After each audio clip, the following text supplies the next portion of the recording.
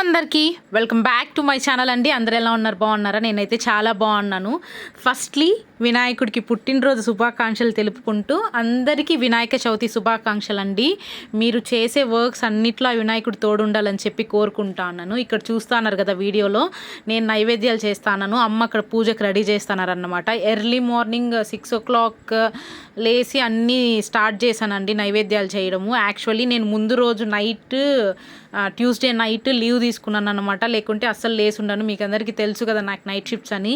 ఇలా అన్ని నైవేద్యాలకు అన్నీ రెడీ చేసుకుంటానండి. ఫస్ట్ ఇలా రైస్ పెట్టేసిన తర్వాత సపరేట్గా రైస్ తీసి పెట్టుకుంటాను, కర్డ్ రైస్కి, లెమన్ రైస్కి.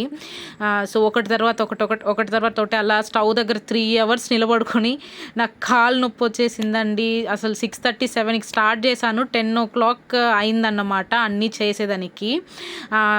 3-4 types ఆఫ్ నైవేద్యాలు, ప్రసాదాలు చేశానండి దేవుడికి. ఇంకా వినాయక చవితి అంటే అదే కదా. ఫస్ట్ కర్డ్ రైస్ చేశాను, తర్వాత లెమన్ రైస్ చేశాను, తర్వాత బుడ్డ శనగలు ఉడకపెట్టి దానికి తాలింపు పెట్టాను అన్నమాట. తర్వాత లడ్డు చేశాను, మోదగాలు చేశాను, ఉండ్రాలు చేశాను, వడ చేశాను, పాయసం చేశాను. ఈ 8 types ఆఫ్ చేశాను అన్నమాట. అమ్మ వచ్చి పూజ గదిలో అన్నీ రెడీ చేస్తా అన్నారు.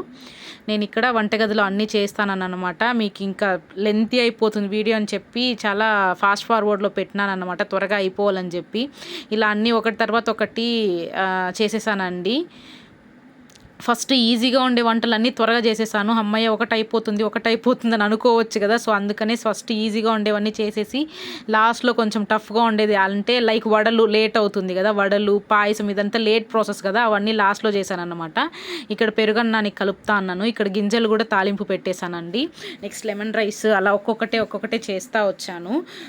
లైక్ 3 hours నా నైవేద్యాలు చేయడం అన్నీ కంప్లీట్ అయిపోయిందండి. లీవ్ తీసుకున్నాను కాబట్టి అది కూడా త్వరగా లేసాను, లేకుంటే నేను పడుకునేసి ఉంటాను. ఇలా ఒక్కొక్కటి చేసిన నైవేద్యాలన్నీ పూజ గదికి షిఫ్ట్ అయిపోతా ఉన్నాయి అన్నమాట. చూసారు కదా కిచెన్ ఎంత గందరగోళంగా ఉందో.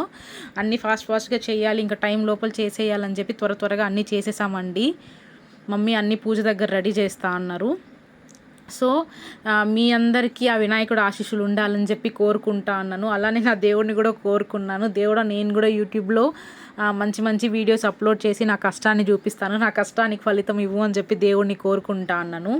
మీ అందరికీ వినాయక చవితి శుభాకాంక్షలు అండి. ఇలా వంటలన్నీ అయిపోయిన తర్వాత హెయిర్ ట్రై చేసుకొని వచ్చేసానండి. లైక్ ఎక్కడ నైవేద్యాల్లో హెయిర్ రాలిపోతుందేమో అనేసి అని చెప్పి వెళ్ళి వెంట్రుకలు క్లిప్ వేసుకొని వచ్చి అన్నీ ఇలా స్టార్ట్ చేశాను. తర్వాత ఇక్కడ బూందీకి పిండి కలుపుతానండి. లడ్డు చేయాలి కదా, లడ్డు చుట్టడానికి ఫస్ట్ బూందీ వేసుకోవాలి కదా. అన్నీ ఇంట్లోనే చేశానండి. నైవేద్యాలు ఏది అసలు బయట నుండి కొనలేదు. స్వీట్స్, హాట్స్ అన్నీ ఇంట్లోనే చేశాను. నేను ఈజీగా చేసేస్తానండి, నాకు వంటలు ఏం పెద్ద కష్టమేం కాదు.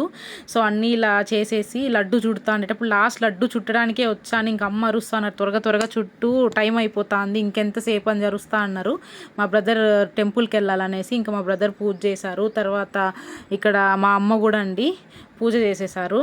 తర్వాత నేను చేశాను. చూస్తా అన్నారు కదా దేవుడు ఎంత నిండుగా ఉన్నారో. నాకైతే 2 కళ్ళు సరిపోవట్లేదు దేవుడిని చూడడానికి. స్వామి సర్వేజన సుఖినో భవంతు, అందరూ బాగుండాలని చెప్పి కోరుకున్నానండి. సో మీరు కూడా ఈ వినాయక చవితి ఎలా చేసుకున్నారు ఏంటని చెప్పి నాకు కమెంట్ చేయండి. చూడండి, దేవుడిని దగ్గర నుండి చూపిస్తాను మీకు. మట్టి వినాయకుడు ప్రతి ఇయర్ మేము ఇలా ఇంట్లో పూజ చేసుకుంటామండి. ఇంట్లో ప్రతిష్ఠించి 3 days పెట్టి పూజ చేసుకుంటాను అనమాట.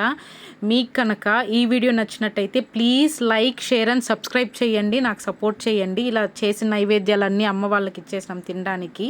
మార్నింగ్ నుండి అందరూ ఉపవాసం ఉన్నాం. ఇంకా డాడీ బయట వెళ్తున్నారంటే మమ్మీ బొట్టు పెట్టి పంపిస్తున్నారనమాట. Thanks for watching. Thank you.